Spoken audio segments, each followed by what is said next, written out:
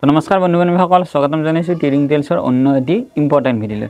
আজিৰ ভিডিঅ'টো হৈছে একেবাৰে ইম্পৰ্টেণ্ট ভিডিঅ'টো। আপোনালোকে চালে গম পাব যে মানে অংগনবাড়ী কৰ্মী সহায়িকাসকলৰ কাৰণে এটা ভাল খবৰ যে 12,350টা পোষ্ট নতুনকৈ খোলা দিছে। তো তাৰ ওপৰত তো আহক আজিৰ এই ভিডিঅ'টো আমি আৰম্ভ কৰোঁ। তো চাওক, আমি জানো যে বিভিন্ন ক্ষেত্ৰত আজি অংগনবাড়ী কৰ্মী সহায়িকাসকলৰ মানে তেওঁলোকৰ মজুৰিটো বৃদ্ধি কৰা নাই বা মাননি দি আছে। সেই সময়তে আকৌ 12,350টা পোষ্ট নতুনকৈ খোলা দিছে অংগনবাড়ী কৰ্মী সহায়িকাসকলক।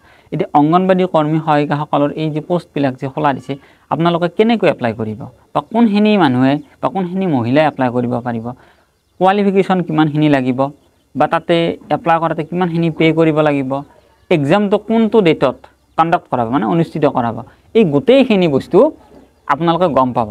সেইকাৰণে এই ভিডিঅ'টো আপোনালোকে শেষলৈকে চাব, গোটেইখিনি A to Z গোটেইখিনি গম পাব।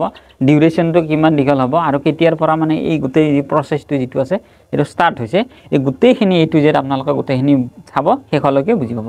এতিয়া যিখিনি এপ্লাই কৰা যিখিনি আছে এইখিনি চাওক, মানে 18ৰ পৰা 45 বছৰৰ ভিতৰৰ মানুহখিনি এপ্লাই কৰিব পাৰিব।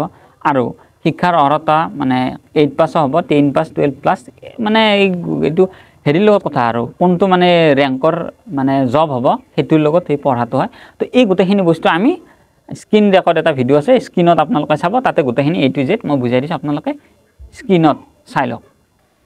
আপোনালোকে দেখিবলৈ পাইছে স্ক্ৰীনত যে ministry of women and child development, ওপৰত আছে G20 লগো, অংগনবাড়ী ৰিকুৱাৰমেণ্ট 2024। আৰু ভেকেঞ্চিৰ ক্ষেত্ৰত যদি আমি স্ক্ৰল কৰি দেখা পাম 12,000 ভেকেঞ্চি, মানে 12,000টা পোষ্ট আছে প্লাছ, আচলতে 12,000তকৈ বেছি আছে দিচোন। আৰু চেলাৰীৰ ক্ষেত্ৰত 37,600 টকা। ইয়াত আছে অংগনবাড়ী ৰিকুৱাৰমেণ্ট 2024 আৰু ডেটটো আছে 21/7/2024, মানে জুলাইৰ 21 তাৰিখ 2024 তাৰিখ এইটো মানে খোলা দিছে। তাৰপিছত আমি যদি আৰু অলপমান স্ক্ৰল কৰি চাওঁ স্ক্ৰীনখন, তেতিয়া আমি দেখা পাম ৰেজিষ্টাৰ নাও, এইটো ৰেজিষ্টাৰ কৰিবৰ কাৰণে আছে এপ্লাই নাও অপশ্যনটো। তাত আছে a great opportunity has been open for female candidate under ministry of women and child development. কিহৰ পোষ্টটো? Supervisor, helper, teacher, worker and other important roles, মানে যিবিলাক অংগনবাড়ীত মানে যিখিনি পোষ্ট প্ৰয়োজনীয় আছে সেইখিনি মানে কি ইয়াত 12,350টা পোষ্টৰ ভিতৰত মানে আহি যায়। আমি যদি আৰু অলপ তলত দেখি চাওঁ, তাতে চাম যে ইণ্টাৰেষ্টেড কেণ্ডিডেট, যিখিনি মানে কেণ্ডিডেটৰ ইচ্ছা আছে তেওঁলোকে এই এক্সামটো দিব পাৰিব। এক্সামটোত এতিয়া চববিলাক পোষ্ট বেলেগ বেলেগ হয়, যেনেকৈ supervisor, teacher, worker, mini worker, helper. এতিয়া ছুপাৰভাইজাৰৰ ক্ষেত্ৰত আৰম্ভ হ'ব চেলাৰী আপোনাৰ 7,100ৰ পৰা 37,600লৈকে। ৱৰ্কাৰৰ ক্ষেত্ৰতো ঠিক তেনেকুৱাই অলপমান বেলেগ।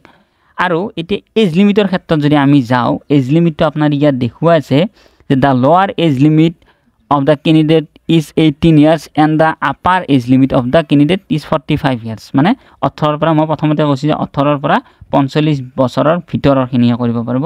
আৰু ভেৰিয়াছ পোষ্ট এভেইলেবল আছে anganwadi requirement, it is depends upon the educational qualification. শিক্ষাৰ অৰ্হতাটো লাগিব, যেনেকৈ শিক্ষাৰ অৰ্হতাৰ ক্ষেত্ৰত ক্লাছ 8 হেল্পাৰ, ক্লাছ 10 আৰু ক্লাছ 12 ষ্টেণ্ডাৰ্ড, অলপমান ৱৰ্কাৰ ড'জ মানে অলপ ছুপাৰভাইজাৰ বা টিচাৰ ৰোল, মানে যিখিনি ষ্টুডেণ্টক অংগনবাড়ীৰ ছাত্ৰ ছাত্ৰীখিনিক পঢ়াব তেওঁলোকৰ কাৰণে মানে শিক্ষাৰ অৰ্হতাটো লাগিব, মানে হাই ছেকেণ্ডেৰীটো বুলি ক'ব পাৰি, হাই ছেকেণ্ডেৰী 12 পাছটো লাগিব।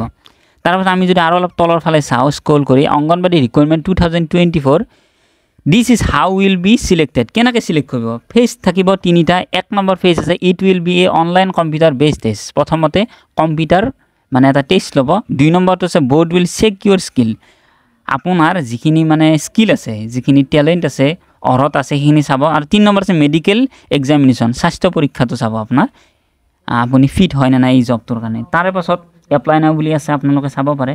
কেণ্ডিডেট নিড, এতিয়া কি লাগিব কেণ্ডিডেটক, মানে সেইটোৰ কাৰণে candidate needs to first visit official website of my ministry of women and child development, ইয়াতে আছে মানে HPS। তাৰপাছত you can apply both online and online গোটেই আছে। তাৰপাছত আৰু কিবা কিবি আছে। তাৰপাছত আপোনালোকে এই গোটেইখিনি যদি বস্তু চাই, আমি এটাই বস্তু গম পাওঁ যে এই ৱেবছাইটটোত যোৱাৰ পাছত আপোনালোকে এপ্লাইৰ যিখিনি মাধ্যম আছে সেইখিনি গোটেইখিনি কৰিব পাৰে। মই গোটেইখিনি কৈ দিলোঁ বাৰু, শিক্ষাৰ অৰ্হতাটো কিমান লাগিব বা আপোনালোকে কি কৰিব লাগিব। ইয়াত যদি ক্লিক কৰি দিয়ে এই ৱেবছাইটটোত যায়, তাতে আপোনালোকে এই গোটেইখিনি বস্তু বুজি পাব। সেইখিনি আপোনালোকে স্ক্ৰীনত চালে গোটেইখিনি বুজি পাব এইখিনিয়ে।